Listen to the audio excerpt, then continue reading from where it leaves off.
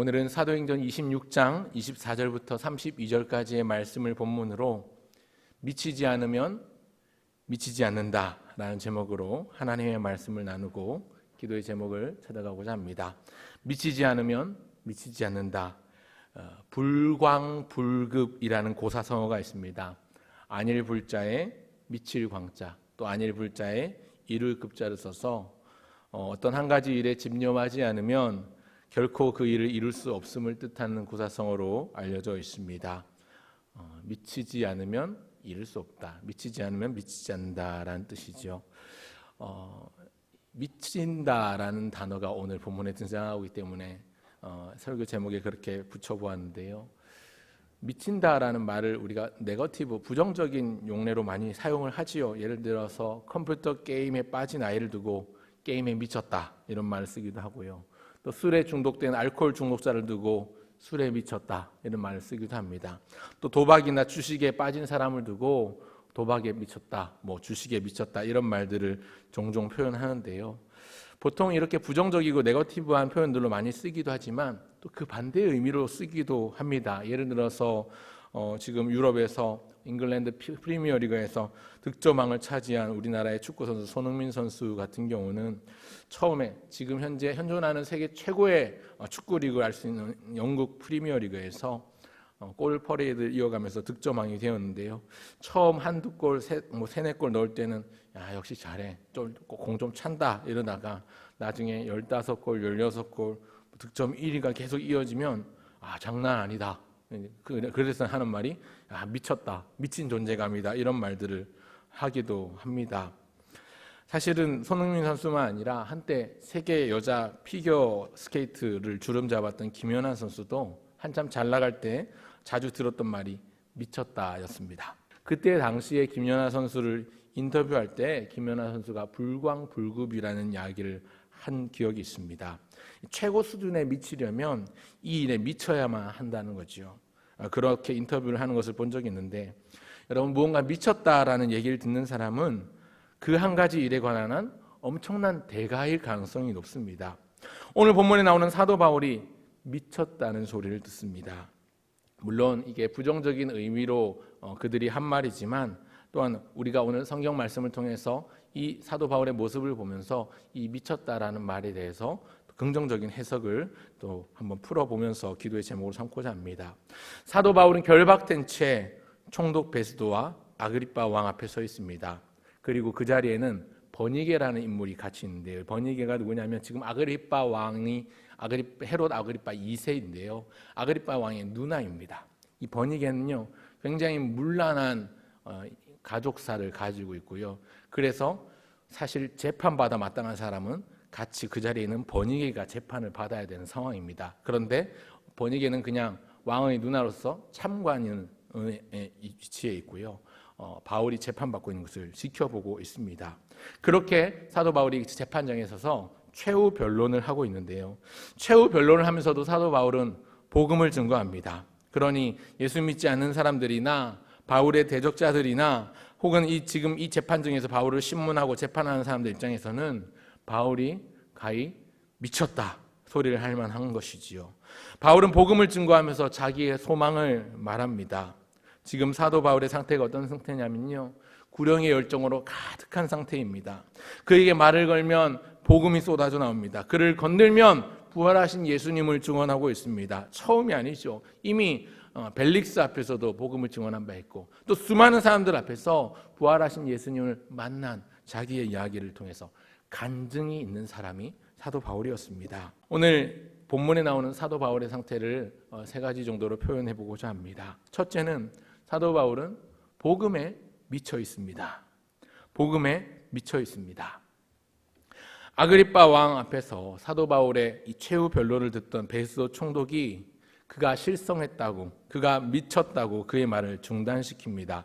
그 내용이 오늘 본문 24절인데요. 24절을 보시면 바울이 이같이 변명하매 베스도가 크게 소리내어 이르되 바울아 내가 미쳤도다. 내 많은 학문이 너를 미치게 한다. 이렇게 하면서 바울의 말을 자르고 말을 중단시킵니다. 왜 이렇게 말을 자르고 베스도가 갑자기 나온 거냐면요, 바로 앞절 어제 살펴봤던 23절에 보면 23절의 내용이 무엇입니까? 그리스도가 고난 받으실 것과 죽은 자 가운데서 먼저 다시 살아나사 이스라엘과 모든 이방인들에게 빛을 전하시리라. 이 예수님의 부활의 복음을 증거했기 때문에 베스도가 말을 잘랐습니다. 왜 그러냐면 영혼은 불멸한다고 믿었던 베스도에게는 이 몸의 부활, 예수님의 부활을 언급하면서 몸도 부활한다고 그렇게 고백하고 간증하고 있는 사도 바울의 그 말들이 미친 사람의 헛소리처럼 들렸을 것이기 때문입니다. 여러분, 믿지 않는 자들에게 복음, 십자가에도 부활하신 예수님의 이야기는 믿지 않는 자들에게는 어리석어 보이는, 어리석게 들리는 소리가 될 수도 있지요. 그래서 예수쟁이들 다 미쳤다 이렇게 말을 하는 불신자들도 많이 있습니다. 교회 다니는 사람, 싫어하는 사람들을 보면 예수에 미쳤다, 너무한 거 아니냐? 너희들 왜 이렇게 이기적이냐? 이렇게 주장하는 사람들이 많죠. 다른 종교들은 타 종교도 인정을 하고 그렇게 권위를 세워줄 줄 알았는데 기독교는 유독 자기들만 유별나게, 자기들만 진리라고, 자기들만 옳다고 주장하는데 그거에 대해서 비난하고 그런 거 싫다고 싫어하는 사람들이 있죠. 어제 목사님도 말씀하셨습니다만, 여러분, 그런데 사실은 진리 얘기는 오직 하나, 우리가 믿고 있는 이 십자가에도 부활하신 예수님 안에만 존재합니다. 많은 유혹들이 있지만 종교다원주의나 이런 여러 가지 세상적인 가치에 대한 혼란들로 우리에게 많은 유혹들이 있지만 그럼에도 불구하고 묵묵하게 우리에게 주어진 유일하게 진리에 이르는 길은 예수님, 그 부활하신 예수님과 그 십자가의 길을 걸어가는 길임을 기억하셨으면 좋겠습니다. 바울은 이어서 말하기를 자기가 온전한 상태다, 분별력을 가진 상태고 있는 그대로 진실을 말하는 것이라고 언급하고 있습니다. 25절에 보면 베스도가 가여 내가 미친 것이 아니요 참되고 온전한 말을 하나이다 라고 말하면서 어떤 얘기를 하냐면 26절에 보면 이 일은 한쪽 구석에서 행한 것이 아니니이다. 내가 왕께 이렇게 담대히 말할 수 있는 것은 하나도 거짓이나 엉뚱한 말이 아니라 있는 그대로 사실을 말하는 것이고 내가 생각하는 바, 바른 분별력을 가지고 하는 말입니다. 많은 사람이 모인 장소에서 증거하고 있는 것입니다. 이 말입니다. 여러분, 그러면서 27절에 보면 바울이 아그리빠 왕에게 선지자를 믿느냐고 묻습니다. 왕이여, 선지자를 믿으시나이까? 믿으시는 줄 아나이다. 여러분, 이 질문이 왕에게 왜 갑자기 뜬금없이 선지자를 아느냐고 묻냐면 두 가지 의도가 있습니다. 첫 번째 의도는요, 선지자를 믿느냐라고 질문함으로써 그 자리에 함께 있던 왕의 누이 버니게가 지금 재판을 받아야 되는 죄를 가지고 있다는 것을 상기시켜 주는 겁니다. 근데 그것보다 더 큰 목적이 있는데 그게 뭐냐면 두 가지. 두 번째 목적이 뭐냐면 그동안 자기가 선지자와 율법이 지칭하는 바, 선지자와 율법이 가르치는 한 사람이 바로 메시아이신 예수 그리스도, 예수님, 부활하신 예수님을 가리키고 있는데 그 부활하신 예수님을 자신이 만났다고 간증하고 고백하고 복음을 증거했지요. 선지자를 믿는다면 자신이 전한 그 부활의 복음, 부활하신 예수님에 대한 복음도 믿어야 할 것이기 때문에 혹여 이 상황에서 선지자를 모른다고 말하면 많은 유대인들이 그 아그리빠 왕에게 등을 돌릴 것이기 때문에 아그리빠 왕이 당황합니다. 그래서 바울이 언급하기를 아마 아실 것입니다. 왕이시여, 선지자를 믿으시지요? 아마 믿으실 것입니다. 아마 아실 것입니다. 이렇게 이야기하고 있는 것이지요. 그랬더니 아그리빠 왕이 뭐라고 대답하냐면 너의 지식과 대화술로 나를 그리스도인 되게 하려 하는도다. 나를 전도하려 하는도다. 그러면서 외면하려고 합니다. 자기의 부끄러운 치부가 드러날까 봐 두려웠겠죠. 또 뿐만 아니라 사도 바울이 적은 말로 나를 그리스도인 되게 하려는도다 하면서 너 나 지금 전도하는 거니? 내가 절대로 안 넘어가지 라고 그렇게 이야기하는 겁니다. 28절을 보면요, 아그리빠가 바울에게 이르되 네가 적은 말로 나를 권하여 그리스도인이 되게 하려 하는도다. 이 말을 현대인의 성경을 보면 이렇게 표현하고 있습니다. 네가 이 몇 마디 말로 나를 그리스도인으로 만들 것 같으냐. 그러니까 조금 무시하고 지금 바울의 말을 듣기 싫어하는 뉘앙스가 여기 다분히 들어있는 것이지요. 네가 지금 너의 이 몇 마디 말로 나를 예수 믿게 하려느냐, 이런 의도입니다.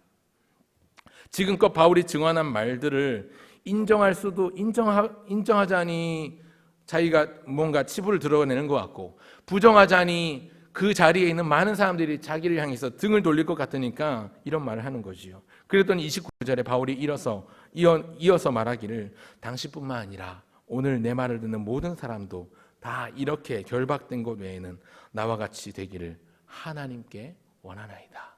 바울은 지금 결박된 채 재판정에 서 있습니다. 신문받고 있습니다. 최후 변론을 하고 있습니다. 그런데 바울은요, 간절히 원하는 게 지금 뭐냐면 당신도 나와 같이 되기를 원하고, 당신만 아니라 이 자리에 있는 모든 사람들도 이렇게 결박되고 묶여있는 것 말고는 나와 같이 예수 믿기를 원합니다.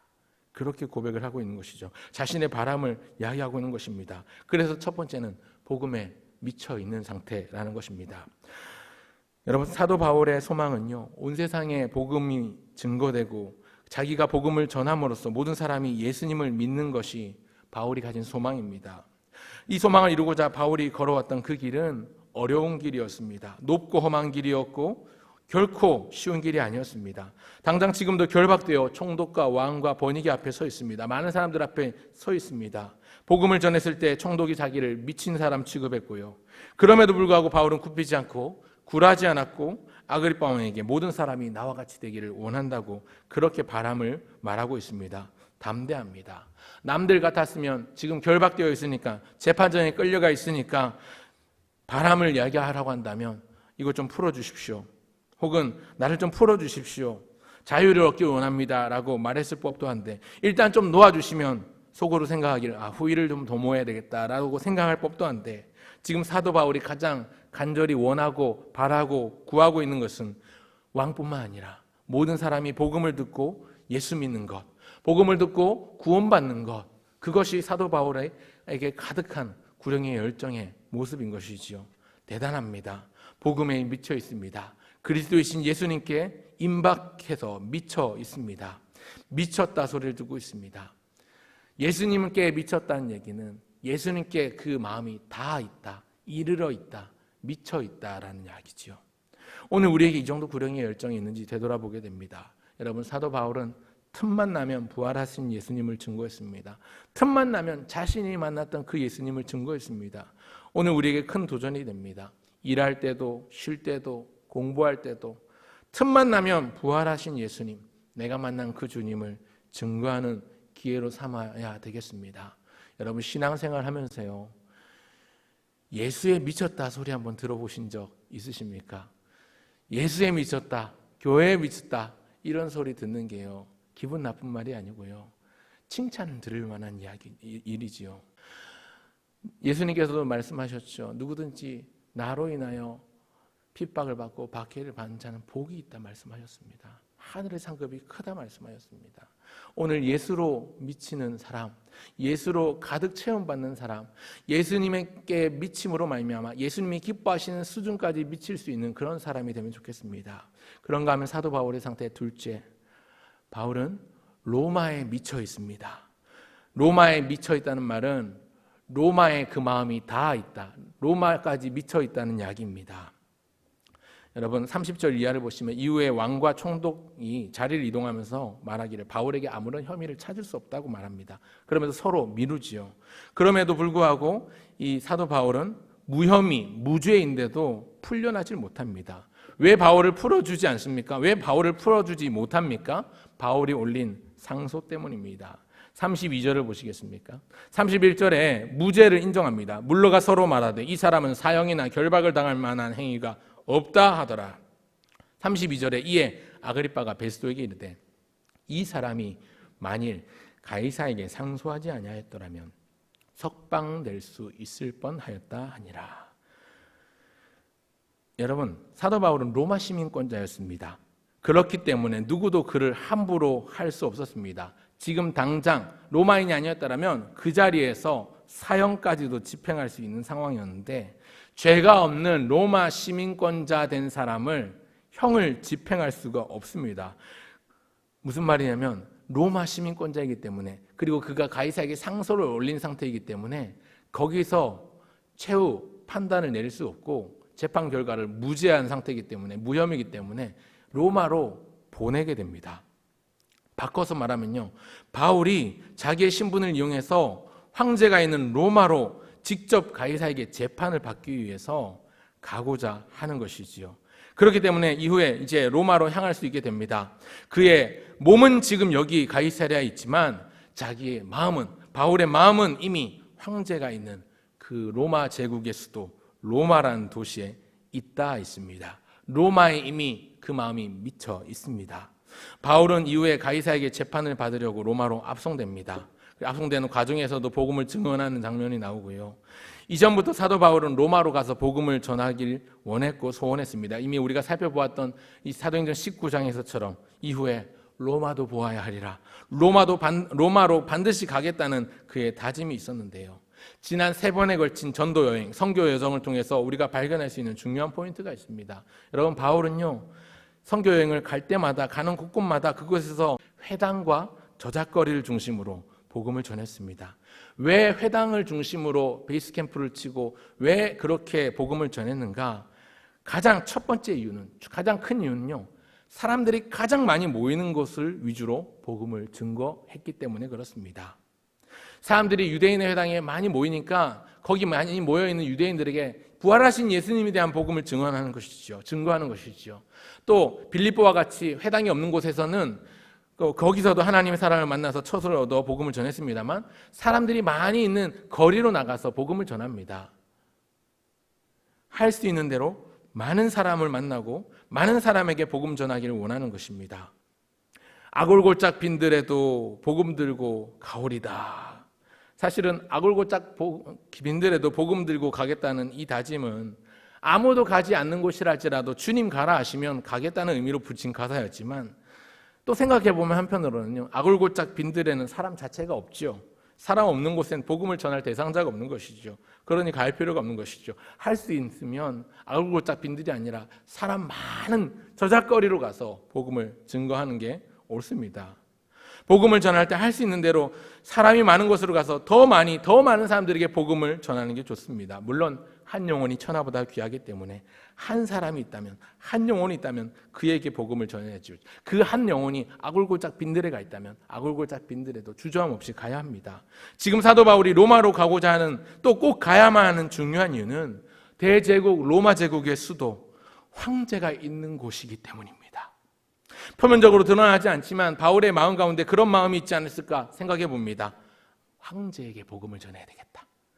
내가 지금 재판정에서 벨릭스에게, 또 그 후임 베스도에게, 또 함께한 아그리빠 왕과 버니게에게 복음을 증언했다면 뿐만 아니라 내가 로마로 가서 황제 가이사, 이 가이사를 만나서 가이사에게도 예수님을 소개하고 복음을 전해야 되겠다. 이런 마음이 있지 않았을까 생각해 봅니다. 그렇기 때문에 두 번째, 바울은 로마에 미쳐 있었습니다. 바울의 심정을 헤아려 보기를 원합니다. 마지막 셋째는요, 바울은 사명에 미쳐 있습니다. 바울이 가진 소망은 말씀드린 것처럼 모든 사람이 복음을 듣고 그리스도이신 예수님을 믿는 것입니다. 그러기 위해서 모든 곳에서 모든 상황 가운데 할 수 있는 대로 복음을 증거했습니다. 이것이 그의 사명이었고 그 자기 사명에 충성하기 위하여 목숨조차 아끼지 않고 생명을 걸고 헌신해 왔습니다. 오늘 저와 여러분에게 하나님께서 맡겨주신 동일한 사명이 있습니다. 그렇기 때문에 우리는 이 바울을 우리의 롤 모델로 삼으면 참 좋겠다 싶습니다. 우리의 믿음이 하나님께서 기뻐하시는 수준에 미쳐야 되겠습니다. 그러기 위해서 우리도 복음에 미쳤다, 예수에 미쳤다, 교회에 미쳤다 소리를 들은 만큼 복음에 대한 열정, 구령의 열정을 가져야 되겠습니다. 그 마음이 이미 로마에 미쳐 있었던 바울과 같이 우리의 마음은 예수 믿지 않는 사람들에게 다가 있었으면 좋겠습니다. 나의 전도 대상으로 여기고 그 사람들에게 우리의 마음이 이르러서 내가 만난 주님을 소개하고 간증하고 가르치는 일에 우리의 사명을 가지고 나갈 수 있었으면 좋겠습니다.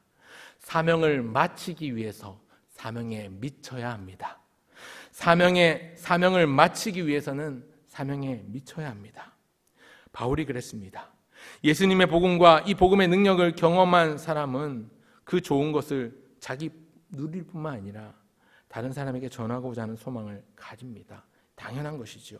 복음을 위한 소망을 품고 그 길을 걸어가시길 바랍니다. 때때로 희생이 요구될 수 있습니다. 그러나 더 깊은 헌신이 필요할 수 있습니다. 그러나 비록 쉽지 않은 길, 높고 험한 길이랄지라도 주님과 함께 걸어가는 길이요, 주님이 먼저 가신 길이요, 주님이 앞서 가신 길이며 바울이 걸었던 길일 뿐만 아니라 이후에 수많은 하나님의 사람들이 걸었던 길이고, 우리 믿음의 선배들이 걸었던 길이고, 우리 믿음의 부모님들이 걸어왔던 길입니다. 오늘 우리도 그 길을 걸어가기를 소원합니다. 그렇게 묵묵하게 우리에게 주신 사명의 길을 저벅저벅 황소의 걸음으로 묵묵하게 걸어갈 수 있는 우리 모두가 되기를 간절히 바라고 소원합니다.